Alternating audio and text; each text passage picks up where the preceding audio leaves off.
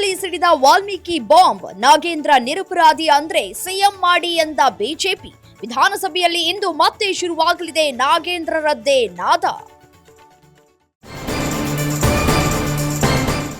KPSC ಮಾಜಿ ಅಧ್ಯಕ್ಷ ಶಿವಶಂಕರಪ್ಪ ಸಾಹುಕಾರ್ಗೆ ಇಡಿ shock.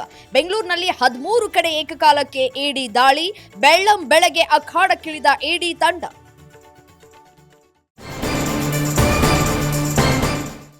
ಮತದಾರರ ಪಟ್ಟಿಯ ಪರಿಷ್ಕರಣೆ ರಾಜಕೀಯ ಕದನ. 85 ಲಕ್ಷ ಮತದಾರರ ಹಕ್ಕಿಗೆ ಕಂಟಕ.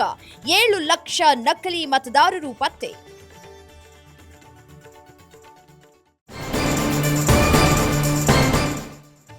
ಬಿಡದಿ ಟೌನ್ಶಿಪ್ ವಿರುದ್ಧ ಮತ್ತೆ ದಳಪತಿಗಳು ಅಖಾಡಕ್ಕೆ. ಫ್ರೀಡಂ ಪಾರ್ಕ್ನಲ್ಲಿಂದು ಜೆಡಿಎಸ್ ಬೃಹತ್ ಪ್ರತಿಭಟನೆ. ಕೆಲವೇ ಕ್ಷಣಗಳಲ್ಲಿ ಶುರುವಾಗಲಿದೆ ಗೌಡರ ಕಹಳೆ.